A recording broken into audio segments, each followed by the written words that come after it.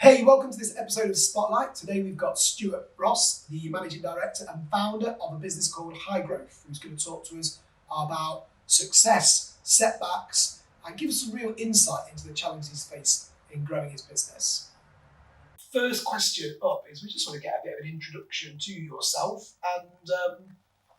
and your business and High Growth. So how did you end up doing this? Oh, okay. To give you a bit of background then, I started off many years ago as a fashion buyer for Arcadia before moving into Boots. So I was with Boots for about 15 years. Used to head up a lot of the health and beauty buying areas. Before then heading up a number of new ventures within Boots. So I launched Boots back on the internet back in '95 when the internet was totally new. And yes, we actually won the actual best website in the whole of the UK for that year. Wow. We then launched Boots internationally. We then also launched a digital photography also within Boots. So we were the first company in the actual UK to go into digital photography. It's a whole load of fun stuff like that. As well, I've also almost heading up a merger between Boots and Sainsbury's, which didn't quite come off. I was then headhunted to go and join another company, which was a company called British Land, where I headed up a joint venture, a technology company, just scaled very quickly, sold off them, did okay out of that, and then I followed my passion, which is about helping businesses be successful. And with that, I set up High Growth. So I've been doing High Growth now for about 10 years, helping businesses go and scale easily, scale enjoyably, and make sure they avoid the actual pains and the costs which are associated with growing businesses. Very background then. Yeah, fun background. Yeah, fun background. Background. You've been at the start of the internet. The start of the internet. Oh, right at the start. Yeah. So you've been on your own now for 10 years. Yep. What was the motivation to go alone? So the motivation to go alone was really twofold. One is in terms of the passion for going and helping individuals, help people be successful. I was naturally good at inspiring and leading teams, so I wanted to go pursue that route. The other thing, I had a tremendous amount of knowledge and skills about how to go and launch businesses and scale businesses, which I gained from the corporate world. So about sharing that with entrepreneurs and people who want to go and scale those businesses. Well, what made me do it was I had the opportunity, I had a choice. Yeah. So I was a bit tired of the corporate world. In some ways I had reached a very senior level within the corporate world. I had some options. I could have stayed within the corporate world, but the challenge with the corporate is you can't follow your own passion. You can't follow your own purpose and what you're really about. Other people control your career and the direction of it. So for me, it was about taking that jump to go and follow my passion and do something which I really sort of cared about, and also give back. So two things that you mentioned there. One is opportunity. Yep. And the other piece that you've not mentioned, but you have, and it's a big body of work that we've been doing at the moment, is about courage. Yep. So can you say something that links those two pieces together? I know that you might not think yourself as being courageous, but me personally, I know we've only just met, but you are courageous because you sat here 10 years later. So you've looked at opportunity, but you've had the courage. And I think what a lot of young people who I meet day to day, they potentially see the opportunity but don't have the courage. I think, yeah, you summarise it very well. I think a lot of people, let me put it this way, I think there's a difference between those people which are committed to being successful and those people which are interested in being successful. Those people which are interested, they never make it. They go and start off, they go and take this first step, but things start becoming difficult and they actually fade out. Those people who are committed will do what it takes. They will go the extra mile. They will go through the actual pain. They will go through endless hours of working, almost reaching sort of burnout, because they are 100% committed to go make that happen. So, as with any venture, if you're interested, I find that it will tend to fail. If you're 100% committed to make it happen, you do what it takes. That's when you'll be successful. So, part of the challenge when you go and start a business, you expect in terms of you put this amount of effort in, and you're going to get this result back straight away. It does not happen like that. Results are not linear. Yeah. They are exponential. You have to put a tremendous amount of effort in up front, and you get very, very little results back until you hit the tipping point. When you hit that tipping point, your business and you will really go and take off. The thing, or the key, is to go and stay the course. Stay the course to that tipping point. And most people do not do that. Most entrepreneurs don't go and do that. Yeah, they don't. Is this what you dreamed for yourself? Is this where you always ultimately imagined that you would be? And why? The short answer, no. I mean, I started off, I had a great sort of upbringing, went to a fantastic sort of university. I was going to go and follow the actual corporate career and really sort of reach the top of the corporate ladder. But there comes a point, I guess, in your life when you think, okay, why are you doing this? Other people are controlling your career, and you're not living a life which is really going to make a difference. Make a difference to the world, make a difference to other people. So for me, that was one of the key drivers of actually making that difference, to go and step out of the corporate world. So that's what actually drove me. As to what it looked like, to be honest, I didn't know at that time. I knew I wanted to go and make a difference. Looking at the skills, the background, the experience I had, how can I go and start a business using that to make a difference in the world? Do you think your age had anything to do with it? You mean a midlife crisis? Not necessarily. Almost biologically and naturally, you hit a 10 mark, 30, 40, and you start to think, is this what my life was like? And I just wonder whether you just sort of hit an age and you just thought, wow, I'm doing this, and this is, I can, maybe you got some more belief, or you just thought this was the right thing to do? I think it was two things. So I think one, probably it was due to the opportunity, in terms of I just went and sold a company, I made some money from that. So if I wasn't going to go and do it then, I would never go and do it. Yeah. And I think, secondly, probably there is an age thing in there. If I wasn't going to do it at the age of, I think it was 40 when I go and started out, going to start the business up, I was never going to go and do it. Yeah. So hence, I think it's a combination of both those factors, which has drove me to make the leap and start the business up. So it looks like you're a proper entrepreneur then, with multiple ventures. Yeah, I've got an entrepreneurial streak, so therefore I always look at opportunities to either invest in or go and spend time in. So two ones I'm really sort of focused on at the moment. One is, over the last year, we set up another company called Glue Marketing. So one of the key barriers that stops a company from scaling is having the marketing expertise in place, putting the strategy in place, not implementing, putting the strategy in place to enable them to go and scale. So Glue Marketing is about helping those companies, once to go and scale, put that right strategy in place and find the actual right organisations, the right agencies to go and help them go and deliver that. So that's one business. And the other one, which is totally off the wall, is something called Living Memorial. Living Memorial, the ultimate aim of Living Memorial is really bring the ecological disposal of dead bodies. So, two aspects and stuff to that. So one is, if you take cremated ashes at the moment, cremated ashes you go and put in soil, everything will die around it. So we've actually developed a unique soil you mix with the ashes to allow any plant to grow in those ashes, whether it's for pets or whether it's for humans, and that's called Living Memorial.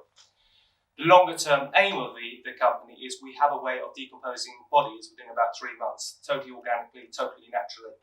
So we would take a body, put it in a pod, totally decompose it so it ends up like compost. You can then go and use compost wherever you want. That's a long-term aim of where we're going with the company, but in the short term, we launched Living Memorial in the last few months. Wow. Well, the other big benefit of Living Memorial, it helps people through the grieving process. Yeah. So the finality, you get the ashes back, you can go and plant a tree, and again, we call it From Life to Life. Okay, so you've published several books. What are the benefits of writing a book? So one of the key things, if you're going to become an expert in a certain area, is to get your message and stuff out there. One of the easiest ways to go and do that is to go and write a book. Interesting, when I started up High Growth, I wrote a book about the methodology and the framework which I use and how to go and scale businesses, called The Secrets of High Growth Organisations. It's a simple ebook, but I got it published through Amazon, and it got picked up, interestingly, by a couple of entrepreneurs in Silicon Valley. It then became really a must-read text by a lot of the entrepreneurs in Silicon Valley, and I got a whole lot of business and stuff out there, as a result. So the power of actually writing a book, writing around your methodology, your framework, if you're moving into the expert space, is essential to do. So since then, I've probably launched about several different ebooks around different topics, around culture, around growth hacks, around scaling organisations. Again, just simply putting them on Amazon, get them credited, make them become a bestseller on Amazon, which is relatively easy to go and do.